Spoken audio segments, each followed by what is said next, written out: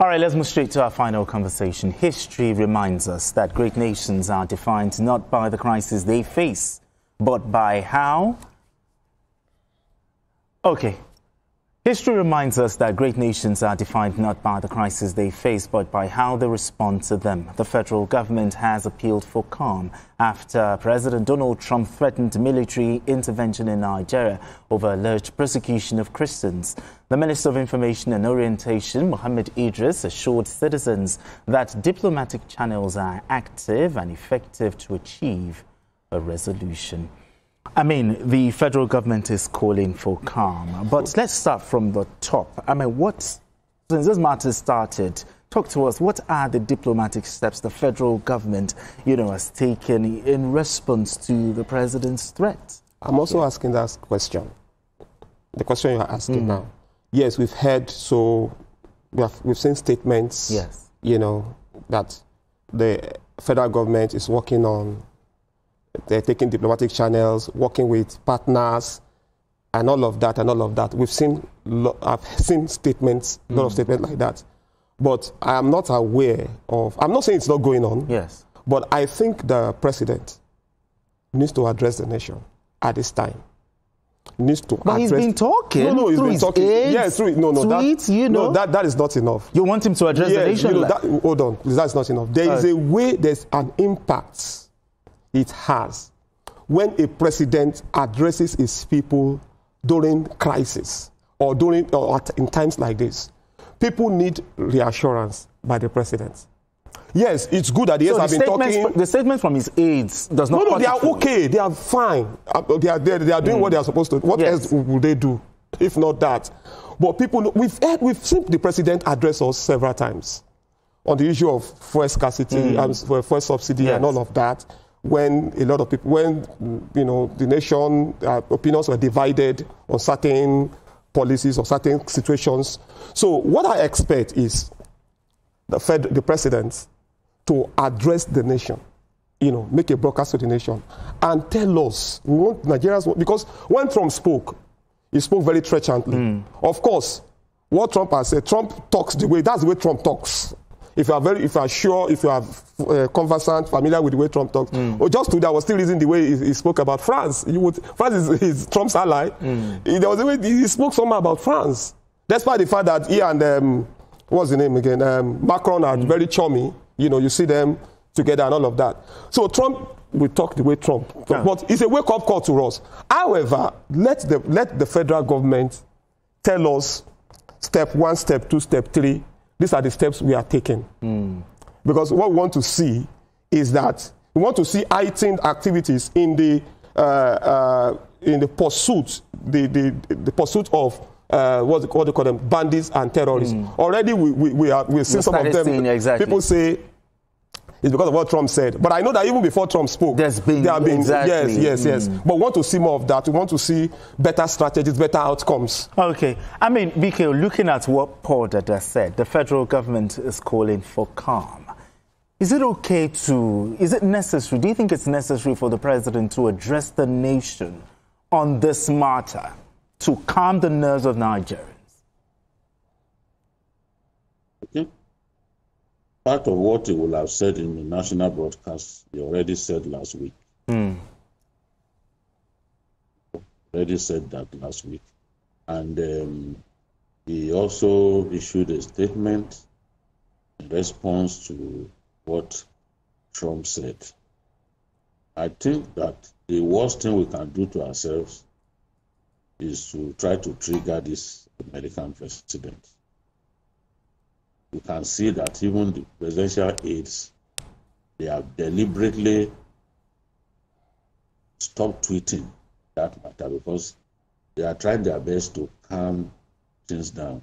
And some of what they tweet, obviously, Trump will see some of those things because the world is a global village. Yes. You don't want to do anything that will worsen the situation for us.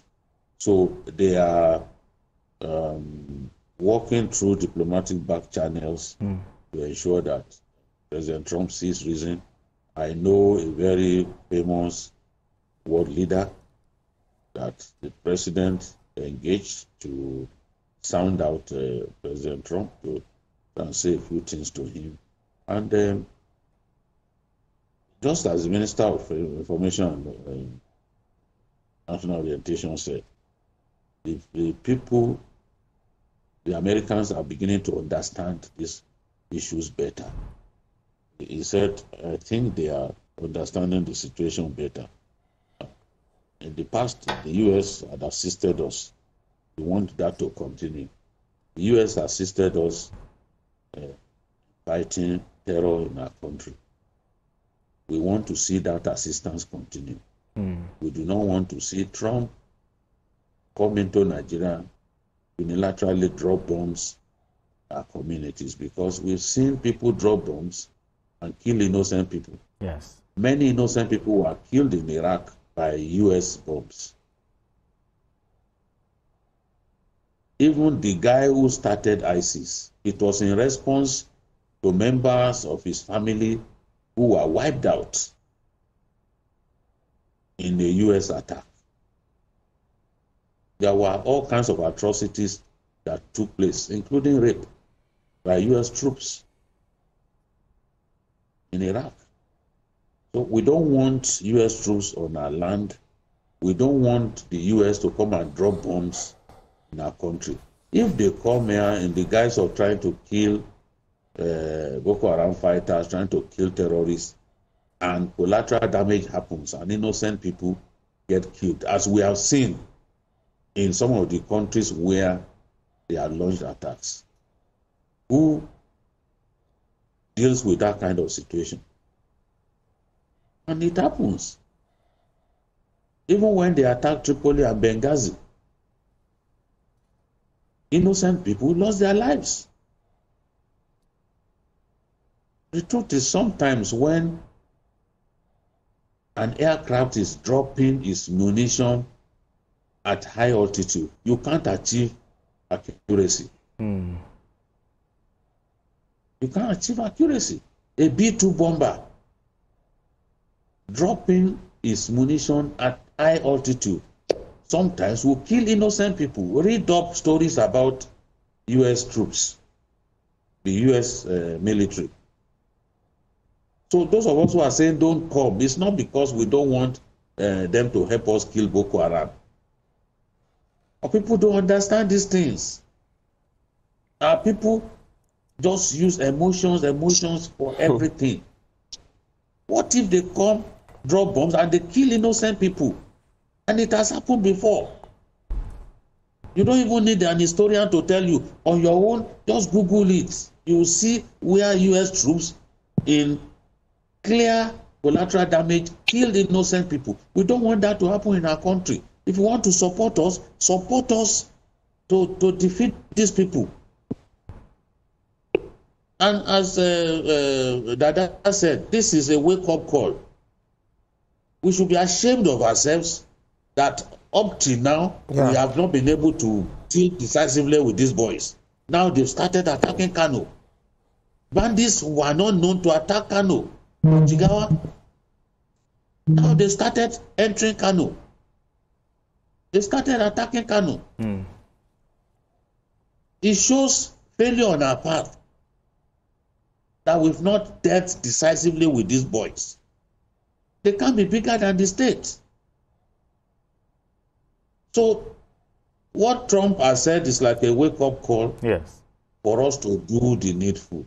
Yes, Trump and his people have used defective data. But the fact remains that innocent people are being killed in our country, and it has to stop. Okay. Now, even as we are speaking, they are still kidnapping people. They are still killing people. So how much longer are we going to put up with this nonsense? Now, looking at it, the minister said President Bola Tinubu has all it takes, to secure Nigeria and also mend, relationship. But talk to how assuring is this? Well, he's the president. He should know what to do. I was lamenting, just recently, that the same Nigerian army that we have now how defeated, removed, when, you know, in Sierra Leone some years back, when Koroma ousted Tijankaba, yes, the Nigerian army led Ekomog. And Nigerian Air Force was pounding those forces, the Kupis, and restored Tijankaba. See, the president is the commander-in-chief of the armed forces. Sure. He knows what to do. And then we can ask for help also, you know. Ask for help where we need help. And that's what we need from the U.S., not this. Just let me say this. I actually align with BKO on, you know, people saying Trump should come over and, you know, invade and start. Yes, we may need U.S. help. Let them supply us with, you know, logistics, equipment, whatever we need to do what we have to do. However, beyond even collateral damage, anybody who has studied about the so-called interventions of U.S. in countries will be afraid, will be hesitant to say, Trump, come. You know, come with guns are blazing. I'll just give an example. Part of the problems we have in Nigeria today and parts of West Africa is because of U.S. intervention in Libya. Yes, Libya. Stockpiles from Gaddafi stockpiles of ammunition kept moving southwards. Got into the hands of Boko Haram, ISWAP. From Chad. Today, Libya, does Libya even have a central government? You know, you have groups controlling different parts of Libya. So people should be very careful what they're asking for. So, back to your question, President Tinubu can fix this country if he wants to fix it. And I believe he wants to fix it. So all the help that we can get, let us get it to stop these criminals. It's shameful, actually, that all through these years, we've not been able to stop them. I mean, BKO, finally, because our time is fast spent, what should Nigerians expect in the coming days? Well, Nigerians will expect the diplomatic efforts to be ramped up. Confident that achieve something.